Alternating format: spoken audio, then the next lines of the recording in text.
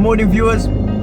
You guys are joining me inside the 2013 Fiat Panda. This car was launched in the motor show in Europe in 2013.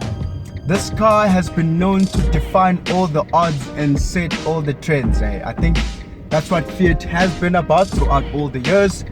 This particular one that I'm driving is fitted with the smartest, most fuel efficient and the most powerful two-cylinder engine ever made. Yep, you heard right, two-cylinder engine ever made. Now this one in particular, viewers, is a 900 two-cylinder turbocharged engine which produces 63 kilowatts and a whopping 145 newton meters of torque. Now that's immense. It's not a lot of power, but it's a lot of power that you can use in this car. Now this engine is the most cleanest engine ever, the most fuel efficient engine ever, and it packs a big punch. No wonder it won the greenest engine of the year in 2013. Take that, Panda Fiat.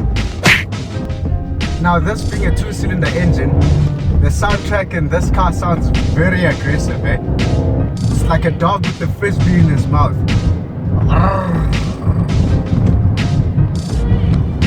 I must say the engine has a bit of grunt to it as well. I mean, you put your foot down and watch the turbos push you right along. Now this car has independent suspension in the front. It's a McPherson strut suspension, and it has a torsion beam at the back. It handles and rides superb. Now I'm sitting quite high up. It has a high driving position and the visibility across the windows is impeccable. From the outside, the new Panda was practically designed by Giugiaro. It's a super mini with some visual quests of an estate car. The round edge square's body makes it look delightful.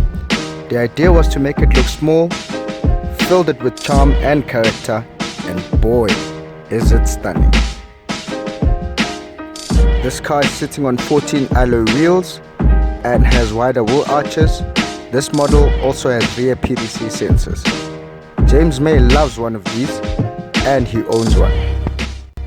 Now the engine in this car is called the Twin Air engine, meaning it can control the opening and the closing of the air intake valves versus traditional engines where the opening and the closing of the intake valves were controlled by the camshaft by the throttle positioning sensor. Now this is very smart because what this car means is you basically just drive it and then it reads your driving patterns. From there it can deploy the power and the efficiency as and when you need it. This is good technology from Fiat. Well done to that. Well done to that. The car does have power steering, but when you're in the city like this, you just press the city mode and you can literally drive this car with the finger. Literally. But please don't try this at home. The inside of this vehicle is fitted with cloth interior, two-toned for that fact, and I must say the cushions are very stunning. You have a leather-wrapped steering wheel with cross-stitching, a leather-wrapped gear knob, and you have a fancy air conditioning unit. The vehicle features a Uconnect Bluetooth connectivity, which features USB and auxiliary. There's about 14 storage pockets in this vehicle. Take that, Volvo Estate. I think in closing, summing up this car, it has really defined all the odds that were actually set up against it. I mean, from the change of the design back in the second generation Fiat Panda, this car has actually proven that Fiat can actually make a small estate car. It's practical, it drives superb, and it's very reliable. Fiat has been making cars since early 1890, and with over 100 years in experience, this here is a company that I would definitely buy into. Seeing the Fiat Uno, I'm just sad, especially this being a car priced at 140,000 rand. A Datsun Go is priced at that price. A Kia Picanto is priced around there. A Toyota Etios is priced around there. But you're seeing a lot of people who go out and buy those cars and they neglect such a car, and then you wonder why, especially when this has everything that you can possibly imagine, from ABS braking, traction control management unit, to 4 airbags, power steering. It's got a fantastic ride quality, Bluetooth connectivity. It's packed there. Boot space like no other. I mean, at the back here you can sit roughly 5 adults in this thing. It's just sad, man. In Europe these cars are taking off very well, but here in South Africa, I don't know why.